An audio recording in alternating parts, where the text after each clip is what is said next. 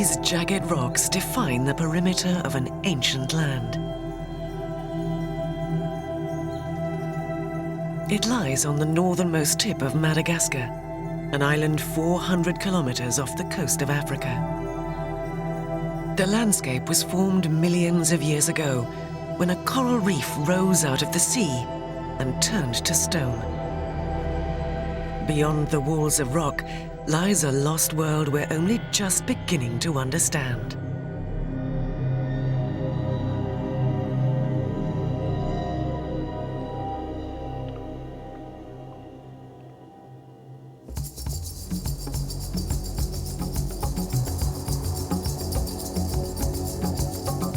Because Ankarana is so remote, it's a journey few care to make. But its isolation is precisely the attraction for French scientist Olivia Behra. When you're a scientist, you come into a country like Madagascar, which is huge. No work at all has been done, so you have to rely on the local people. That's why Angelin Razafia-Mansour is with him. He's a self-taught expert on the region's unique animals. The road is crossing the river? Yeah. But when did you see them? In September. Together they are heading north, way off the beaten track, to visit the lost world.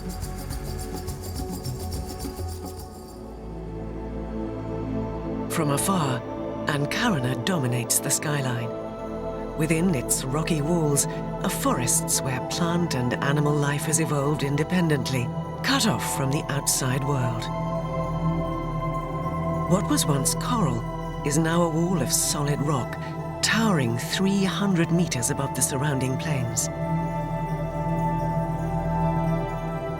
It held the outside world at bay until the 1930s, and since then, only a handful of scientists have come this far. Have you got the battery? Yes, I have got it.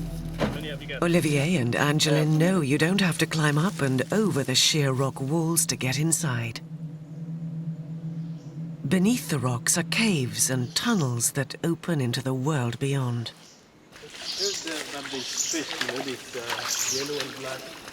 These caves hold a particular fascination for Olivia Behra, because they contain clues to the lives of the local people and their relationship with the animals of Ankarana.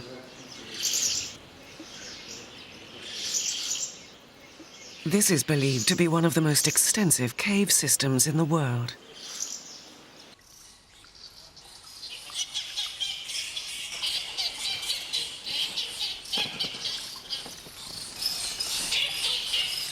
The interior is a place for the living and the dead.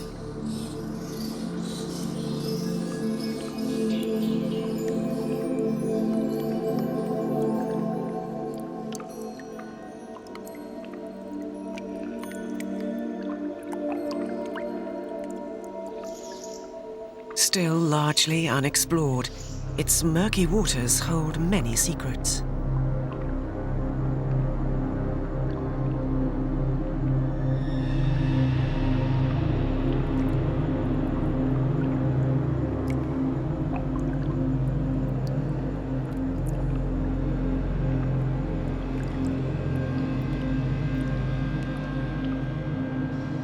But what's certain is that high above the caves, there's life on these craggy peaks.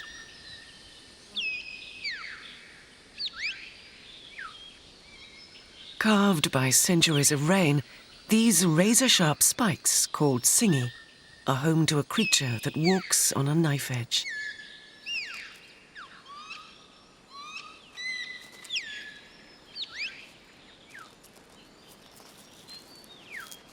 These high climbers are crowned lemurs. They may look delicate, but they are specialists at survival in one of the harshest places on Earth. Their sensitive fingers and toes have evolved protective padding, so they can tiptoe on the needles. Crowned lemurs live nowhere else in the world but here, and a few neighboring patches of forest. These are castaways on an island of stone. And though they can scale its high peaks, the heart of their territory lies below.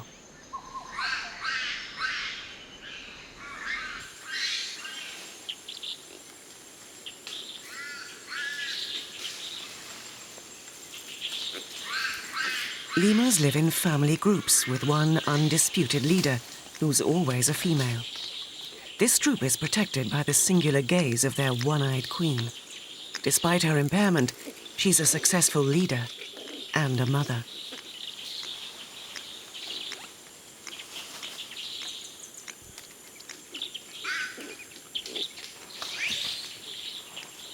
This is her eldest daughter, also carrying a newborn.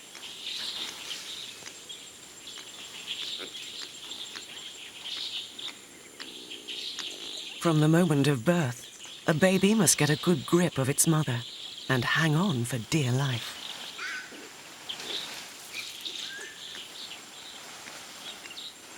The males in the troop are easy to tell apart from the females because of the distinctive black V on their heads.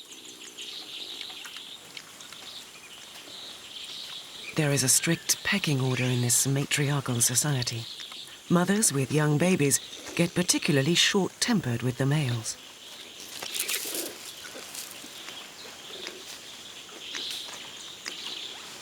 But the males do have a role to play in lemur society. They share guardianship of the territory and use their scent glands to mark out its boundaries.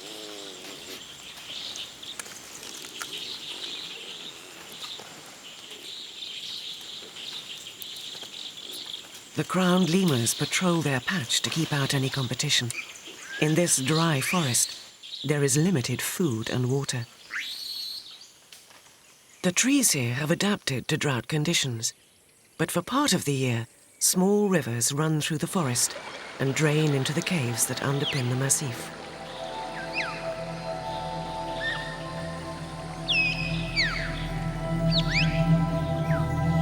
The eroded rocks above also channel rainwater through the massif into one of two rivers that flow across the surrounding land.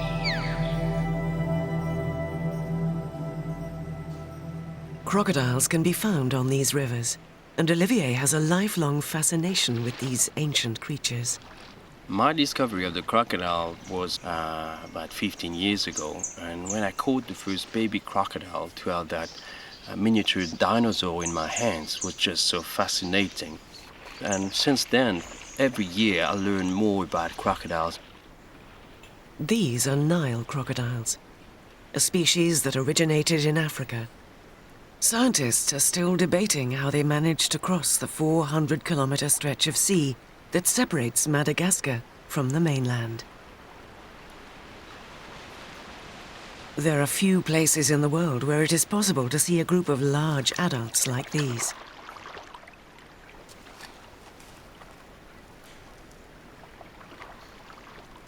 Look, this is a big one. He's absolutely huge. It's so rare to see them so easily here. Large, mature crocodiles are so dangerous to people that they have been wiped out across most of Africa. But here, they have a special relationship with the local tribe. The Ankarana people believe that crocodiles are sacred.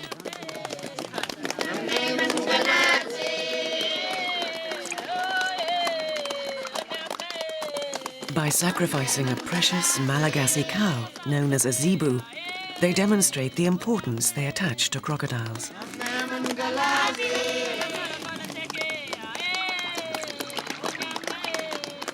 They worship them because they believe in an ancient myth.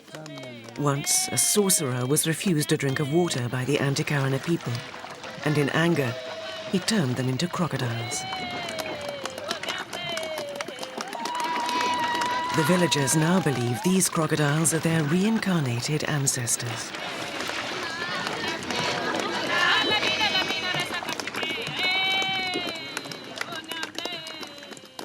Persecuted everywhere else in Madagascar, crocodiles are cherished by the people here.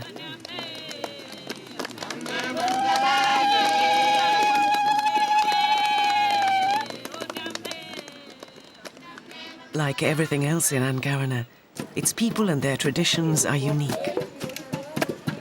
Living here for hundreds of years, they have developed their own dialect and a spiritual bond with the land and its animals. The crowned lemur is the other creature they accept as family. Perhaps because to look at a lemur is to catch a glimpse of our most ancient ancestors.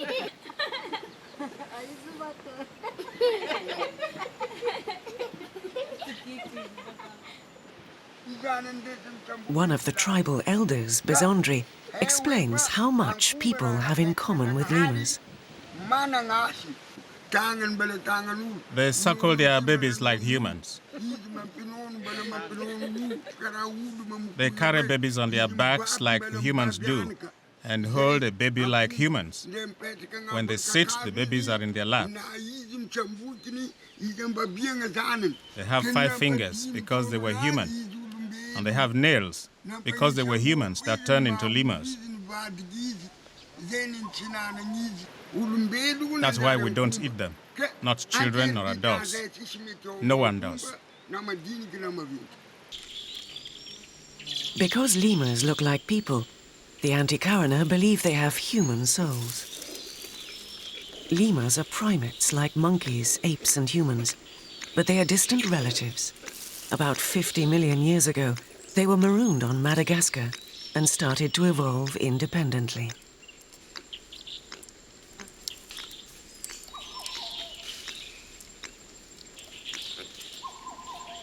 Lemurs and their forests have been destroyed across much of the island. The last stronghold for crowned lemurs is Ankarana. The beliefs of its people, like the walls of the massif, are a barrier against the dangers of the outside world.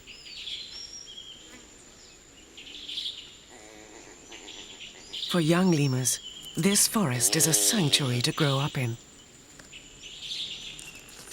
Now she is about 6 weeks old. This little female is allowed to explore the trees for the first time. But she is only allowed off her mother's back if they're in a thicket that provides a safe climbing frame.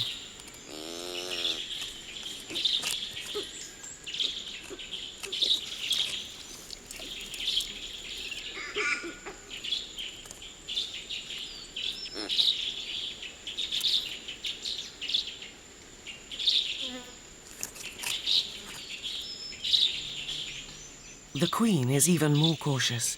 She hasn't let her little male off her back yet, and she has a good reason. Her forest may be protected on all sides, but danger lurks within.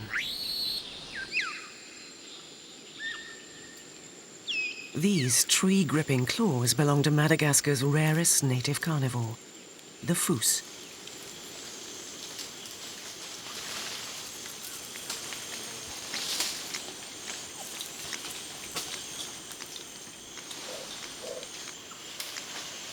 The lemurs may be agile climbers, but so's the foos, making it a formidable predator.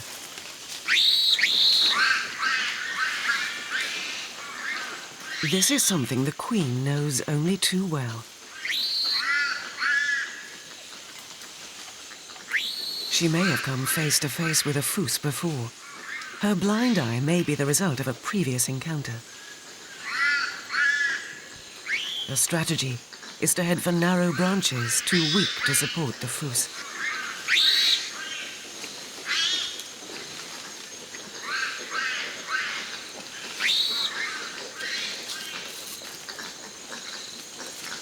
From there, she has an escape route for her troop.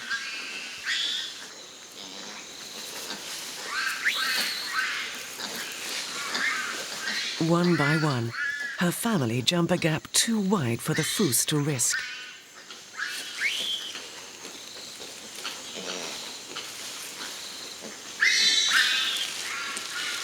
The foos is a specialist hunter. Lemurs make up half its diet. But under the Queen's expert leadership, her troop has developed an early warning system that has allowed them to stay one step ahead of their determined predator. But Ankarana's largest carnivore doesn't live in the trees. It lurks in the water.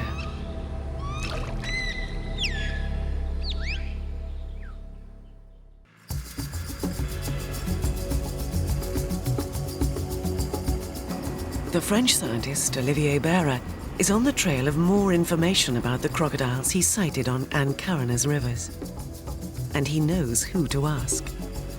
The knowledge of the local people is very important looking to crocodiles because they've been living with them for generations, so they know their habits. The fishermen know where they stay, they know where they breed, they know also where they see young animals.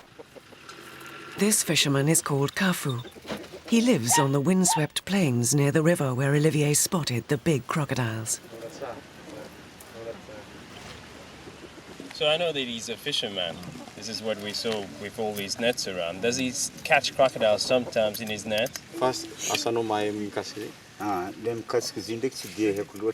If they get caught in my nets, I wouldn't kill them because they are sacred animals.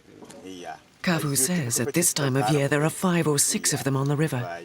The exciting thing is that he tells Olivier where to find nesting females. This is one area. One special area.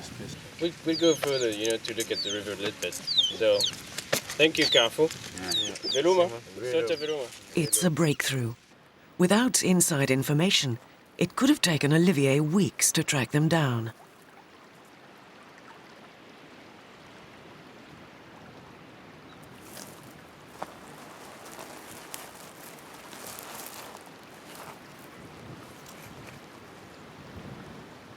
The female lays a clutch of up to 100 eggs in total.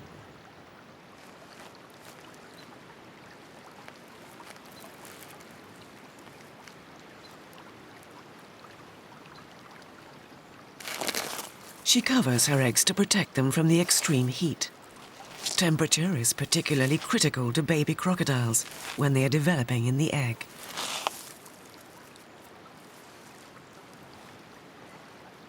Crocodiles are adapted to Ankarana's arid conditions. So too are the forests. The trees don't fruit at the same time each year, and sometimes, without warning, they simply stop fruiting. The most impressive tree in the forest is a giant fig. It is a landmark for the lemurs because it is a reliable source of food.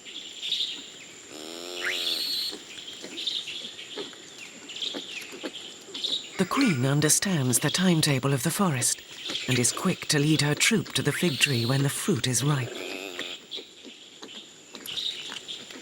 But for some, it's the first time at such dizzy heights.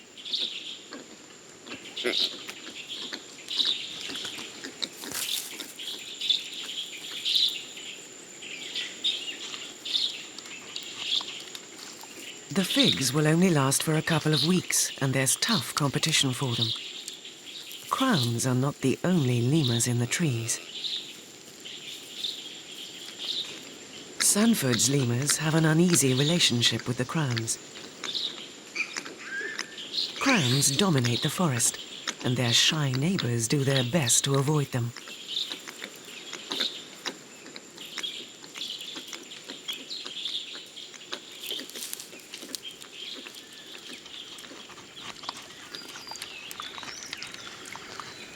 Whilst the figs are plentiful, the two species cooperate, sharing the same tree to feed and sleep. Lemurs are creatures of habit, and at dusk the activities of the day cease. At least, that's what's been previously believed.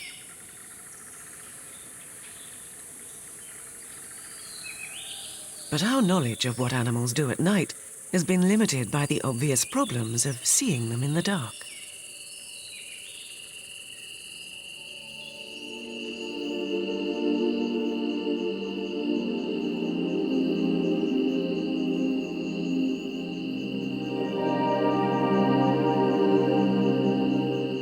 With the help of ultra-sensitive cameras that can film by moon and starlight alone, it is possible to reveal the dark side of Ankarana.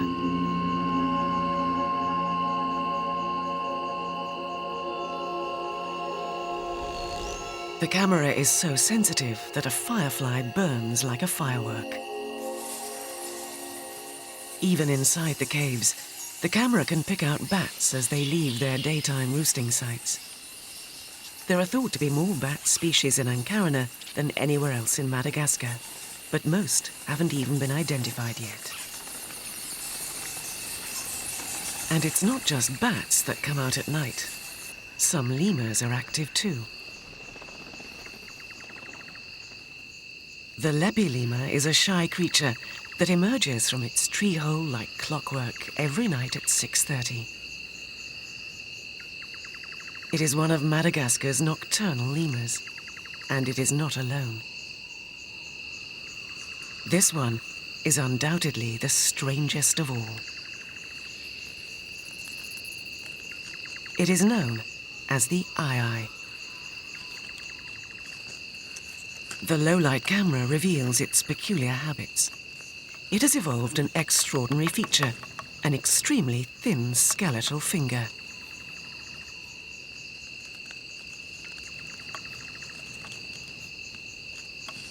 As it taps the tree, its acute hearing picks up the echo that indicates if there is a grub inside.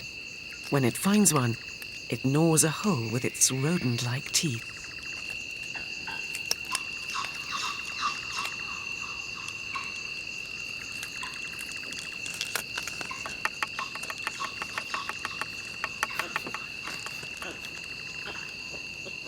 Then it can use its bizarre finger to winkle the grub out. Because of its weird appearance, some local tribes believe the eye is evil and have hunted it to near extinction. Ankarana is one of its last haunts. The eye is known to be nocturnal, but crowned lemurs were previously thought to be active only by day. Now the low-light camera reveals the truth.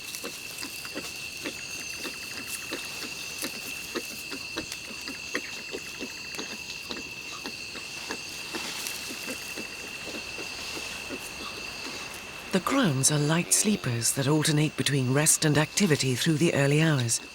This is probably to guard against their main predator, the foos, which hunts mostly at night. They may also choose to be active at night to avoid dehydration during the severe heat of the day. It doesn't rain often in Ankarana, and for most of the year the only damp places are the caves. Water takes years to percolate through the massif, but as it does so, it transforms the rock.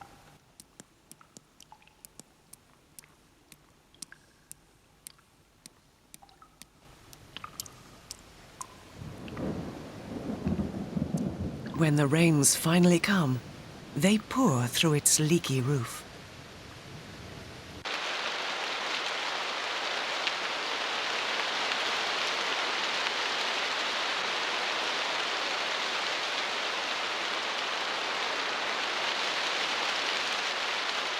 Lemurs might not like the rain, but their lives depend on it. As do those of Ankarana's crocodiles. But this year, the rains only last a couple of weeks, just enough to bring a splash of colour to the landscape.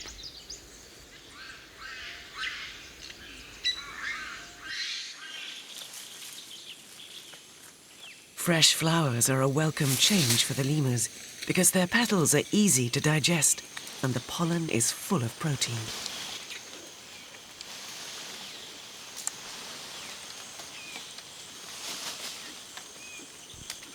Lemurs wean their babies after the rains because there is more food in the trees.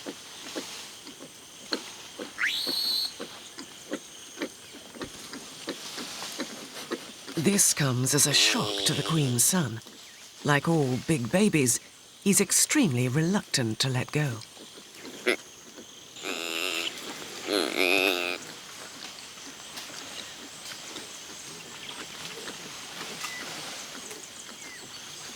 The little female was weaned a few weeks earlier and is already one step ahead on the road to independence.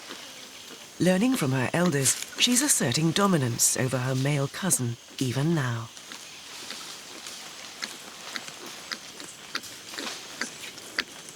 At this age, there are lots of things to distract the youngsters from the harsh realities of life, such as a pair of courting chameleons.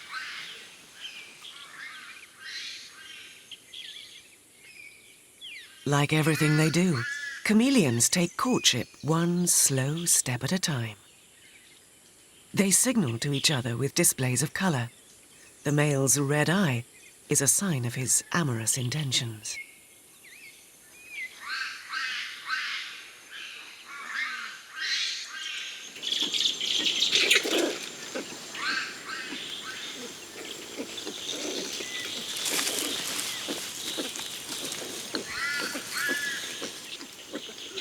While cautious foreplay may win the female over, it can make things awkward with inquisitive lemurs around. The lemurs simply can't contain their fascination. But too many noisy onlookers at such a sensitive moment can turn a chameleon off. Now his eye is no longer flushed with passion, but black with anger.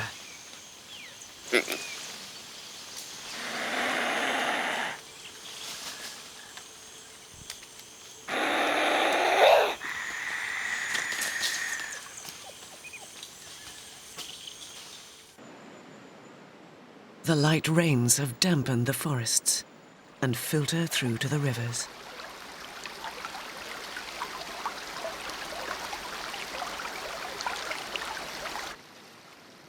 Downstream, 3 months after they were laid, the crocodile eggs are starting to call.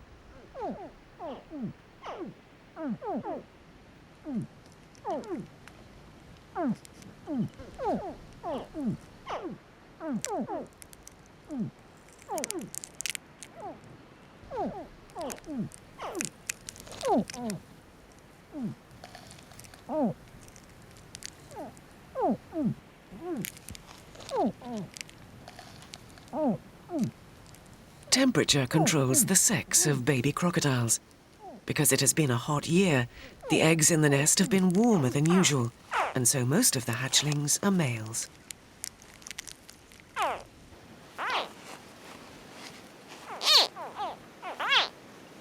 Their calls are heard from a distance by their mother, who has been guarding her nest all this time.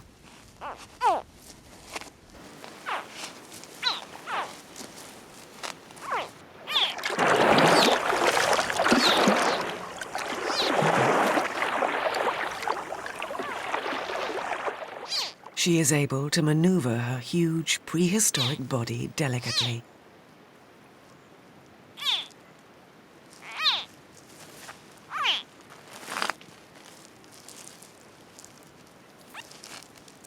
Her jaws may be able to tear large mammals to shreds, but they can also be very sensitive. They have pressure detectors that prevent them from crushing the babies.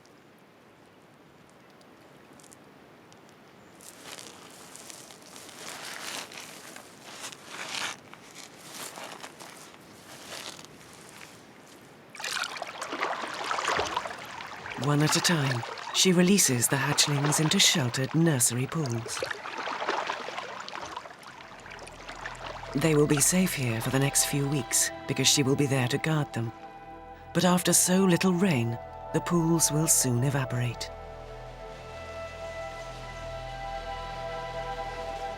As the hot weather continues, all but the deepest rivers will dry out, and the young crocodiles will be forced to search for another home.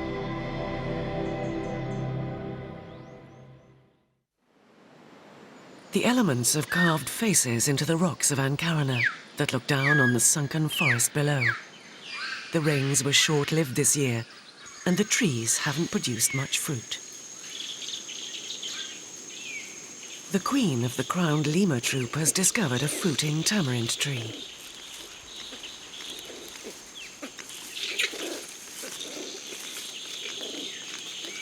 Tamarind fruits have a lemon flavor pulp and are one of their favorites.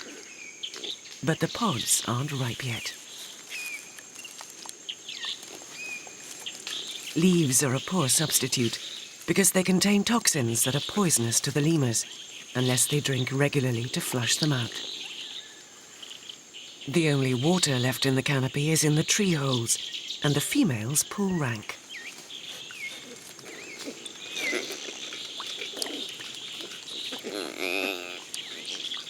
The oldest are first in line. Their daughters come next.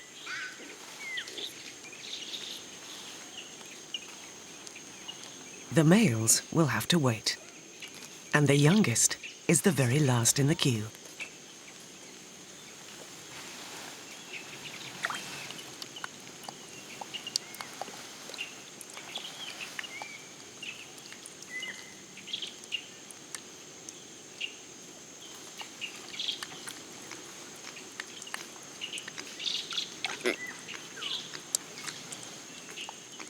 As Ankarana dries out, the water shortage affects everything that lives here. With the rivers shrinking downstream, the young crocodiles are already on the move, looking for permanent pools where they can feed and keep cool.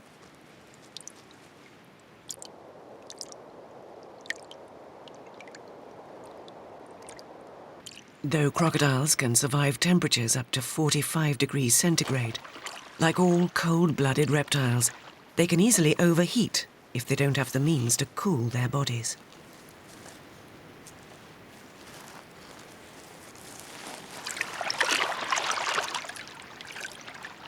The adults, like the juveniles, must retreat upstream to stay with the water. This is a dangerous time for the people that live along the rivers, and for the crocodiles, as they are forced closer together. Crocodiles are thought to kill as many as 100 people every year in Madagascar, and it is this that has led to their persecution. Olivia wants to find out if there are fatalities here too.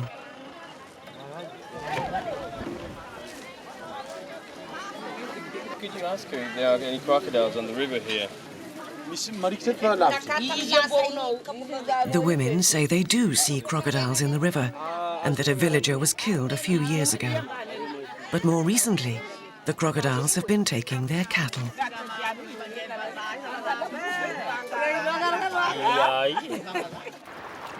In Madagascar, wealth isn't calculated by how much money a family has, but by how many cattle they own.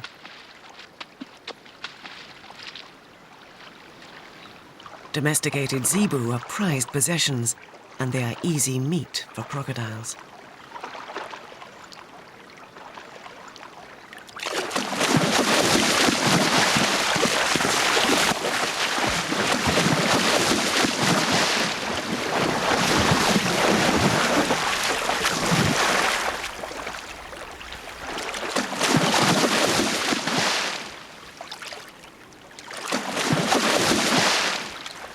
If it was anywhere else in Madagascar, these crocodiles would already be dead, and they're living dangerously, even here.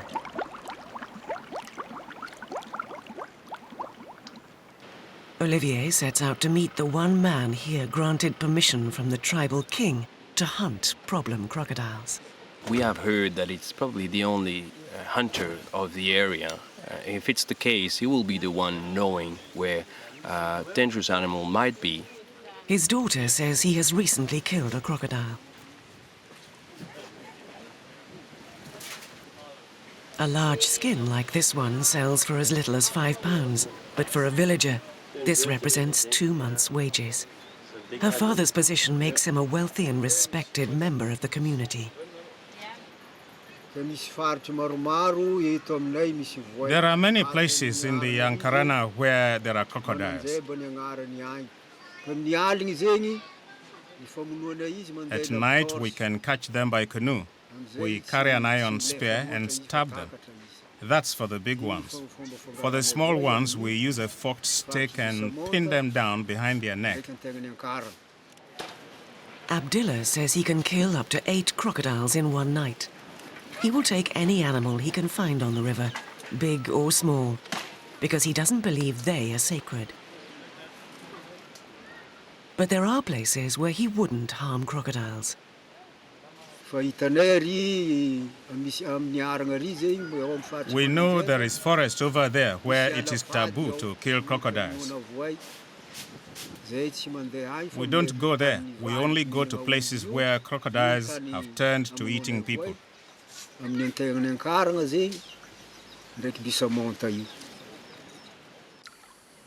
Like the ancient walls of the massif, the traditions of the people have eroded over time. But crocodiles can still find sanctuary when they retreat upstream in the dry season.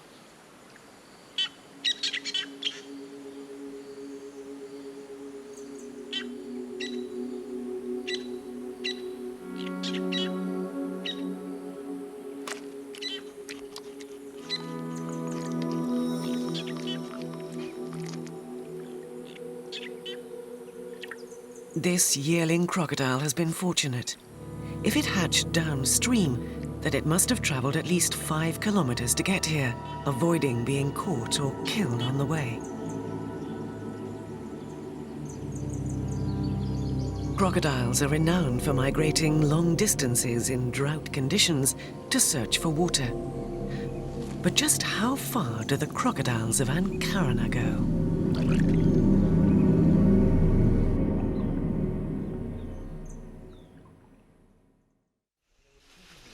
Olivier wants to solve the mystery of the crocodiles of Ankarana, to discover if they really do go into the caves, and if so, what might attract them to such a strange place. 1 to 50. That's great. Fantastic. There are tracks in the entrance big enough to belong to a 3-year-old crocodile.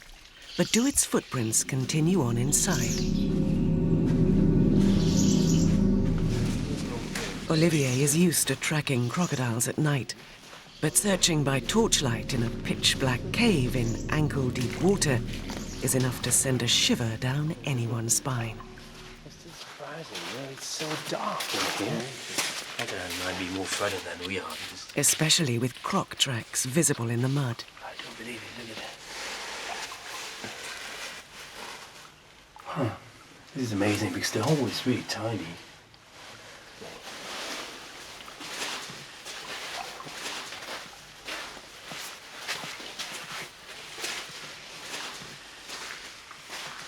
The footprints here are even bigger than the ones outside. Probably 2 meter 80, 3 meter.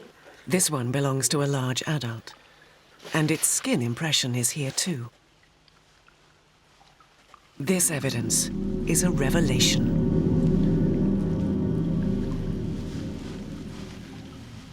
Look there, there's an eye there. Yes. Yeah, okay, we'll get a move soon. You see it? Yeah, I see it.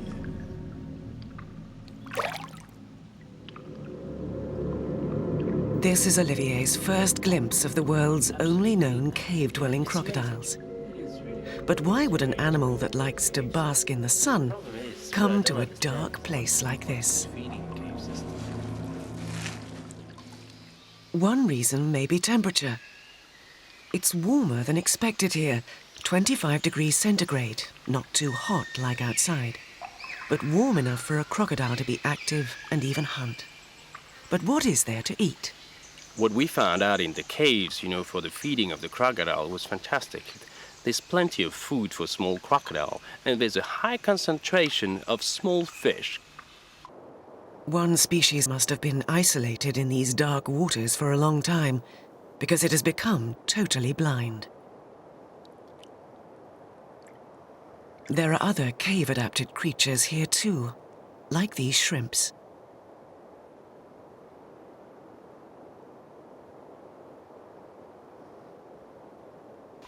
For the juvenile crocodiles, this cave makes an ideal nursery, with perfect temperatures and plenty to eat.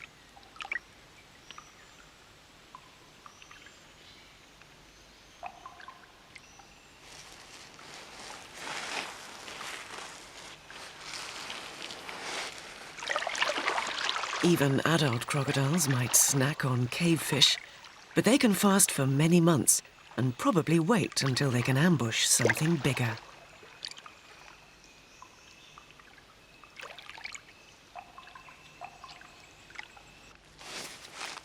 What fascinates Olivier most is that crocodiles normally depend on their eyesight to navigate, and it's a mystery how they find their way in these dark caverns.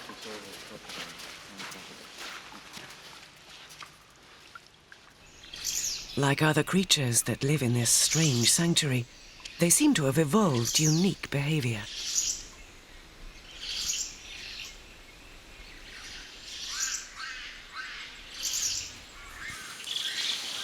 Life may be pleasant inside the caves, but it's increasingly uncomfortable in the forests. With little to eat high in the canopy, the lemurs are forced to the ground to scavenge for anything they can find. Lemurs aren't strict vegetarians, and a forest crab might be edible.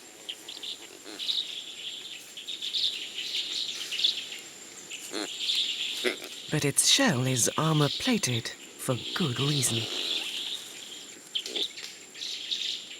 Lemurs have sharp enough teeth to pierce the shell of a giant pillbug.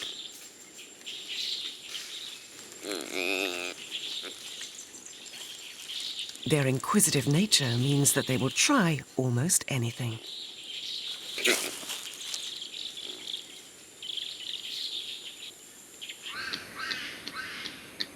The food is in short supply, and they're not the only ones after it.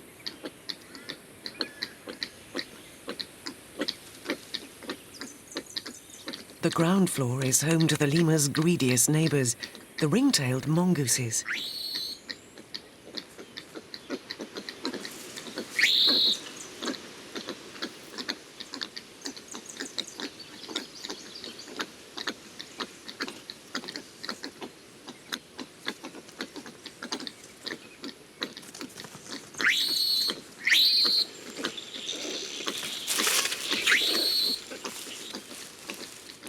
The lemurs know how to frighten off the mongooses, but it's a different story when it comes to the unfamiliar.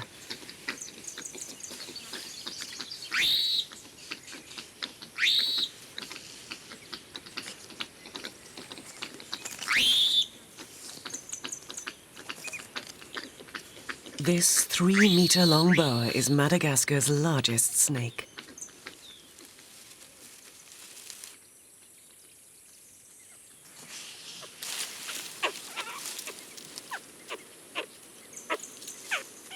Mongooses can bite off the head of a smaller snake and are bold enough to test the reactions of the giant boa.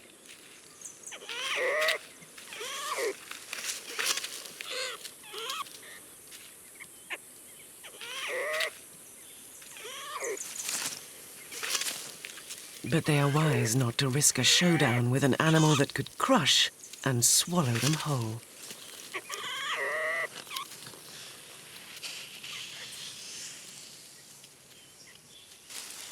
With food in only a few small areas, the forest is getting crowded. The Queen's territory is being invaded by the troop next door.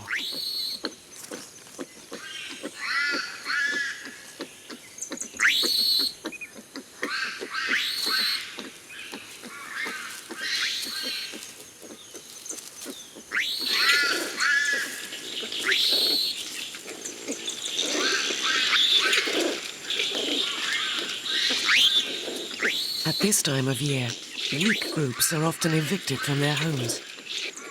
With strength in numbers, the Queen's troop hold their ground. The community is fighting over food, and there's no water either.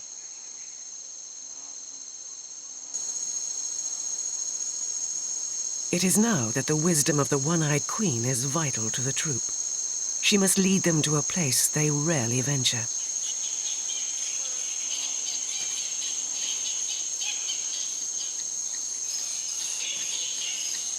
They are apprehensive about going near the cave mouths, let alone into the bowels of the earth.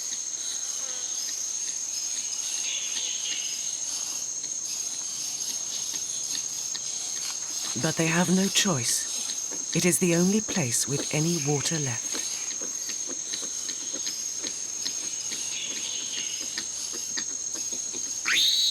Some of the family lag behind. But the Queen's eldest daughter goes first. She may inherit leadership of the troop and must learn where to guide the others and where not to.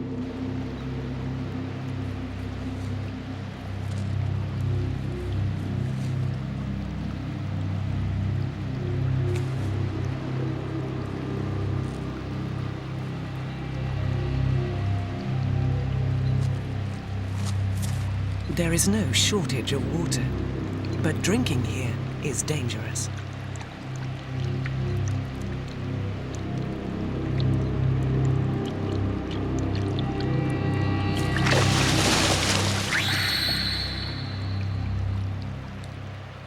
Crocodiles will attack lemurs when they venture into the caves. It's anyone's guess if they ever actually make a kill. But an old or injured lemur couldn't manage such a quick escape. Nothing is known about how often the lemurs drink in the darkness, but they have evidently been doing it for a long time. Lemur bones have been found here, and some belong to species extinct for hundreds of years.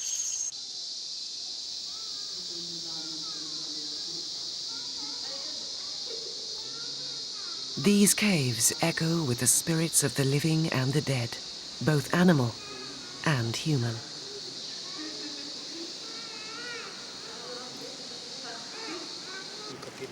And the people of Ankarana, like the lemurs and crocodiles, have also used the caves as a place of last resort.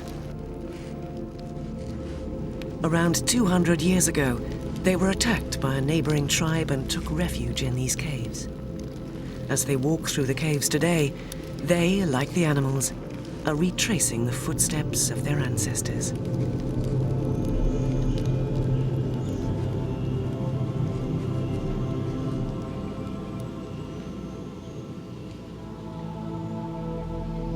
It's perhaps unsurprising then that the local people revere the two animal species that have long shared their attachment to the sanctuary of Ankarana and its underground labyrinth.